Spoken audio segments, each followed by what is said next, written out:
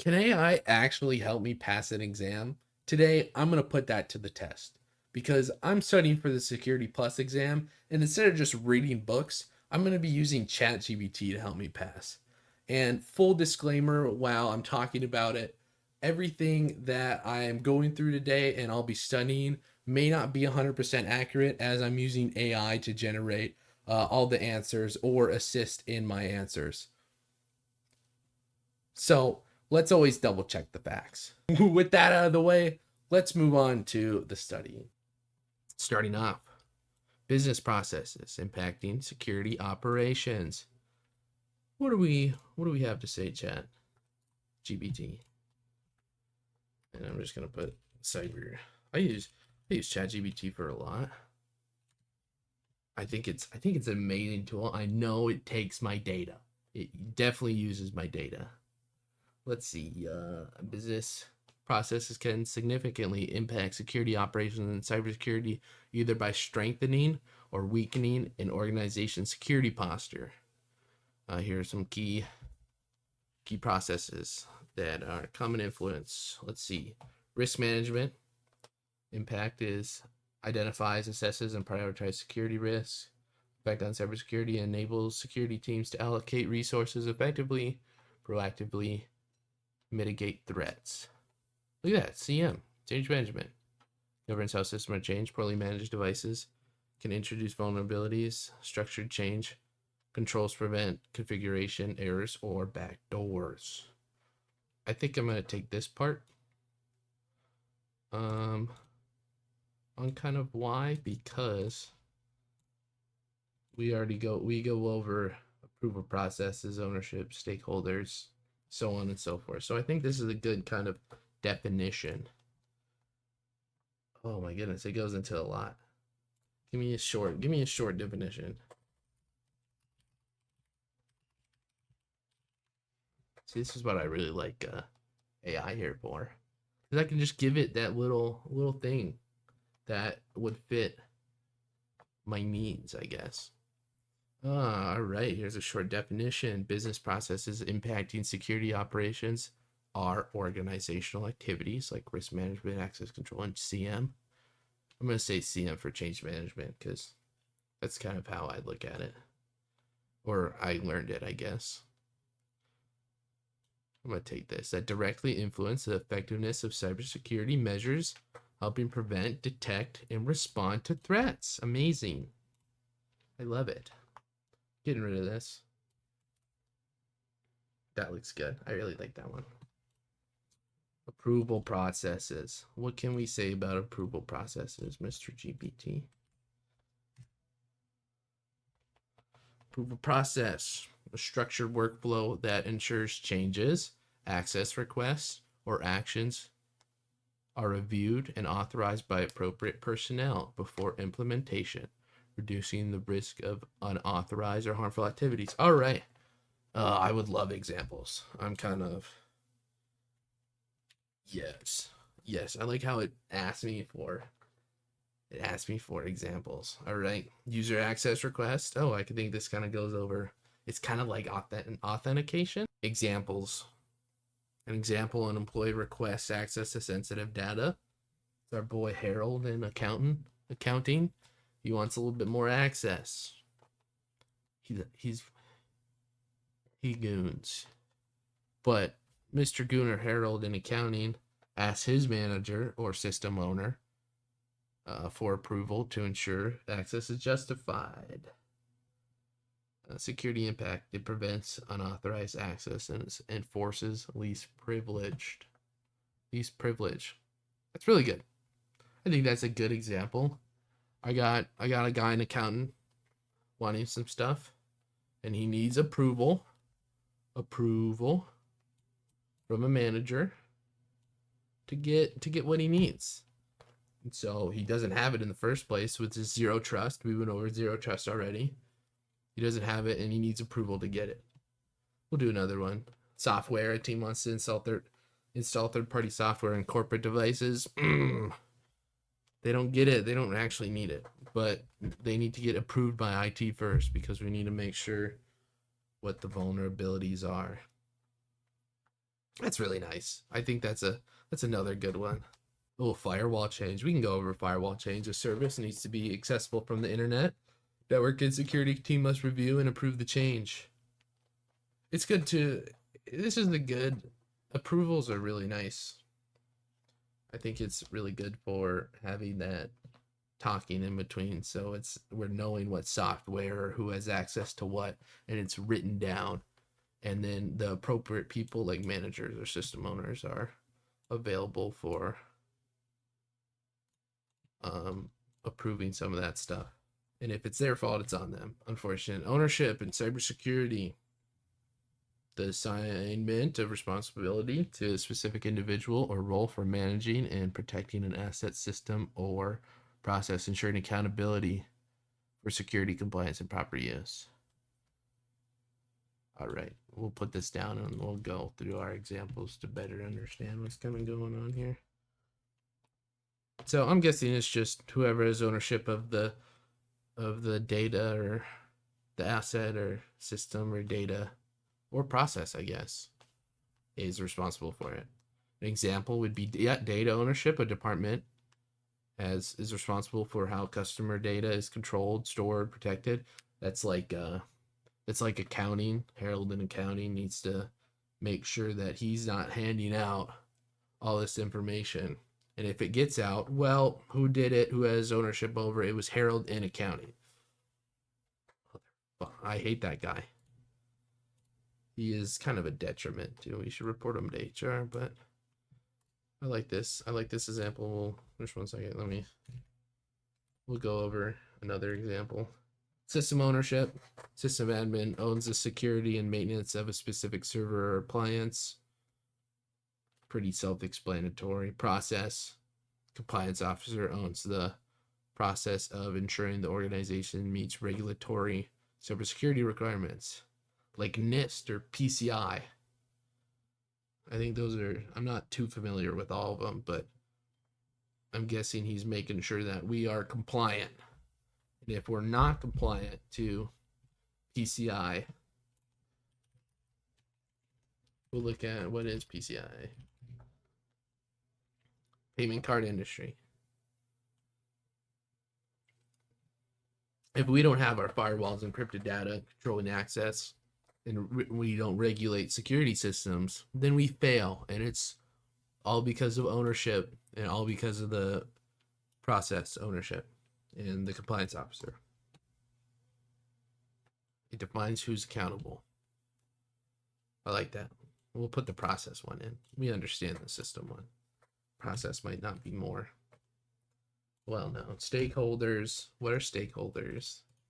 Who holds stake? I actually want a stakeholder. Is that a real thing? Nice. I really want to put this. I want to copy that image. We're going to take this. We're going to put this in stakeholder. Can I make this smaller? Nope, that's a stakeholder. I think that's funny. Oops. Okay, we're done with stakeholder. Continuing the stakeholder.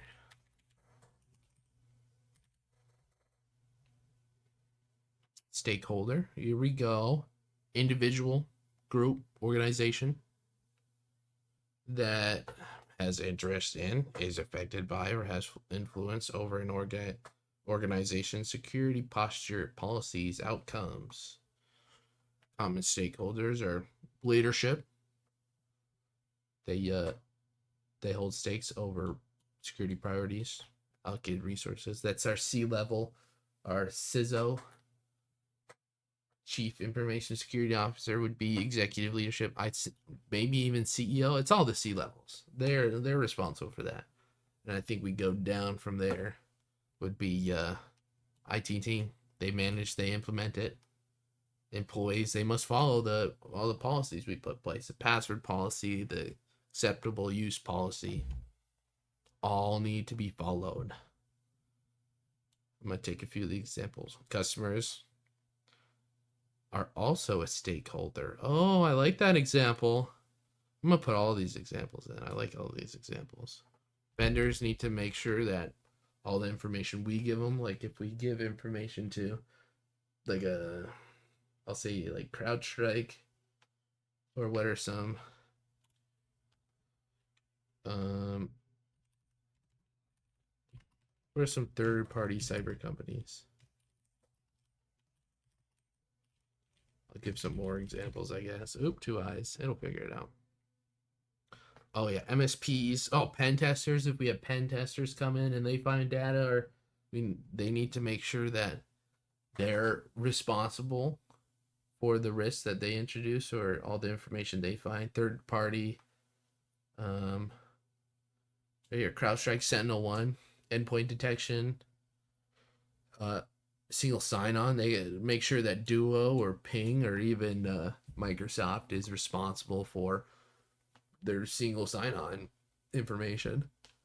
If those are unavailable, CIA Triad. If those are unavailable, I can't get into the even the other third-party stuff that I need to get into. I can't get into my password manager if, say, Duo or Microsoft is down. So a lot of people need to take ownership of what they do. Regulators, I don't know what a regulator is. Forces compliance with security and privacy laws. Oh, it's like back to, it's the people that do this stuff. They come in like PCI or all the other people that are saying, hey, are you doing this correctly? They got to make sure, and they got to do their job properly, or they're also at fault. Shareholders, they're concerned about impact of breaches on their business performance. They don't care about alcohol. Shareholders don't care. Oh, we need money. We can't spend it on tools and cyber stuff. You need to.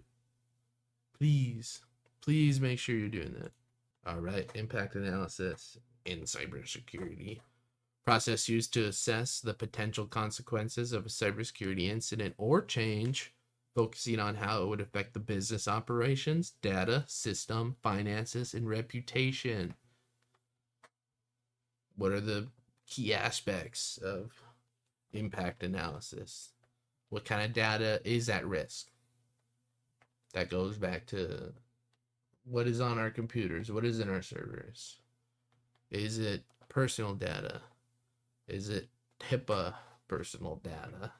PII? Is it credit card information? Is it social security numbers? Business function dependency, what crucial business operations rely on systems. If we have servers, I don't know, in a hospital, and they're down and we can't figure out information on a patient, we're screwed. We don't know. We don't write it down on paper. If we can't get to ChatGPT, oh wait, that's not, whatever. Operational downtime. Oh yeah, that's a big one. How long can operations be interrupted before significant harm occurs? Back to the hospital. Can doctors get into the information about this patient who's dying on our gurney over there and figure out what kind of health problems he has? How long is our downtime? Financial loss. If we're a business that relies on having our infrastructure up, we're gonna lose money if it's down. Legal. Oh yeah, HIPAA. That goes back to our we're getting sued. We're getting absolutely sued if someone dies and we don't know what's going on in our hospital because we can't get into our computers. We're gonna blame IT for it. Reputation. Yeah, if I'm a hospital, the other hospital is not down, we're not gonna be looking good. Gotta take this. I think that kind of goes over our impact analysis pretty well. Test results. What are we testing in the first place? Test results in cybersecurity. See, look how easy it is to toss in just test results, and it's like in cybersecurity. You know what you're talking about. Outcomes or findings from security testing activities such as vulnerability scans, pen tests, audits that reveal the current state of the organization's security posture, including strengths, weaknesses, and areas that need improvement. Oh, so this is not just, this is all, so we got tests coming in. This is, I think I've dealt with this a little bit. So this is like vulnerability scans. We know what our weaknesses are, our data that's weak, or something that's misconfigured or not compliant to our standards that we have. With severity ratings, severity ratings are really nice because then you can kind of make reports or test results, and you can kind of see on paper or in like a nice little screen on what's going on, you know, pen test results, compliance audits, phishing simulations. Dumbass Harold in accounting, he falls for them all the time. He's the worst when it comes to the phishing simulations because he gives all the information. He clicks on it. You don't want to do that. You don't want to be Harold. You don't want to be clicking. You don't want to be given credentials. Creds is slang for credentials. Security configuration reviews. Oh, what ports are open? Do we have weak encryption? Can I just steal that? Is it in plain text? We hope not, but it could happen. Back out plan. What are we backing out of? What are we backing out of? Back out plan in cyber and IT. Predefined procedure for reverting systems changes to previous stable state if a deployment is updated. What? Or change causes issues or fails. What? I didn't even listen to what I said. Predefined procedure for reverting system. Okay. Oh, okay. So if we update something, well, let's go back to CrowdStrike. This summer had that update that just wouldn't let you log in. I think everyone remembers that. That was all over the news, and then a bunch of people couldn't. I knew someone who had like a trip and that they were going on, and they couldn't go on the trip because it was like on the coast and they had to fly in, but they couldn't fly in because the planes were all the like Delta or whatever was using CrowdStrike, and CrowdStrike, not Crowd, yeah, they were using CrowdStrike, and Delta couldn't log into their computer, so they just grounded all the planes, and then this person could not make it to their cruise, which was really upsetting, and I kind of felt bad. I would have been a little upset, but yeah, the back to the backup plan, CrowdStrike, people couldn't log in. They needed to revert back to prior to the update that they sent out to everyone. I think. I think that's how they kind of fixed it. They didn't. I don't think they exactly fixed it like that, but reverting back would be good. Say you get like a like a ransomware, you can just say nope, we have everything backed up. Let's revert back to it. But let's grab this and then we'll go over their examples that we were given. Purpose of a backup plan is to minimize downtime. Downtime's bad. It loses money. People may die or damage from failed updates or implementations. Updates similar to CrowdStrike, or if Microsoft sends something out and it's actually not great, we can pop back to the old one. Ensures business continuity. That's always good. Protects data integrity and security during change-related issues.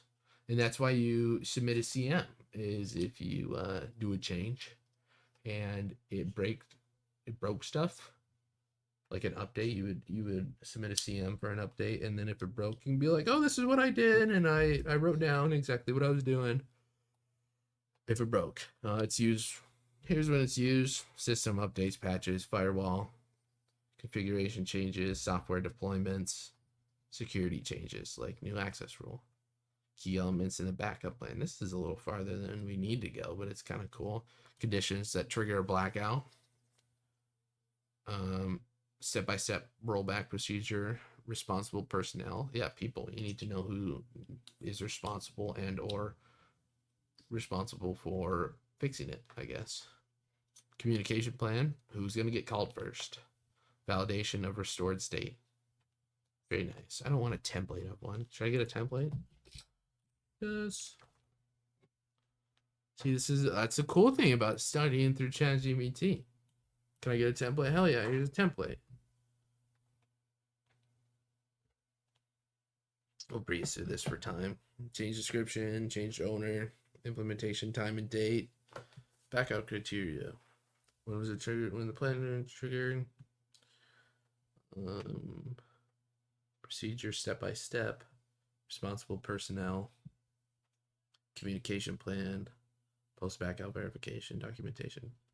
Documentation, it sucks. I hate documentation, but that's all I had to do for like classes. It's like here's a server, do a step by step like I'm stupid and I've never seen a computer before on how to do this, and then you do it, and then it takes so much longer than it should. But all right, maintenance window. I got like 2 minutes. We'll breeze through these two. Maintenance window, scheduled period of time which systems, applications, or network components may be taken offline or modified to perform update patches or upgrades or other maintenance with minimal impact to users. Usually you do these when users are not there, would be the preferred time. So if it does go down, no one's affected, but clearly defined. Yeah, typical maintenance elements. Oh, purpose, apply patches, updates, changes, backups. Timing often off peak hours for reduced business disruption. Early in the mornings, late at night, weekends. Great time for all this stuff. Start time, clear defined. We want a scope. We want the impact statement. What will this impact if it actually breaks stuff? Responsible team. Who's responsible for doing this and fixing it? And approval. What manager said, let's do it. Very nice. That makes sense. I don't think I need to write that down. We assume standard operating procedure. Why is there, what does this mean? Why do we need a standard operating procedure? It's a documented step-by-step instruction that outlines how to perform specific security-related tasks or processes consistently, safely, and in compliance with policy and regulations. Purpose is to ensure consistency. Oh, I guess if something goes down, we don't know how to. How did we have this run before? This is what we use it for, I think. Come back. Why? Common examples. User account creation and removal. Yeah, how do we do this properly? How is it to standard? Patch processes, incident response. That's like a whole thing that I'm not going to get into. I guess we probably have to go through it at some point. But no, I don't think it's a part of this. Firewall changes. Change rule, procedure, backup, recovery steps, access, review, and audit process. I feel like that explains itself. That's all good. I think that's it. I think we're okay with this.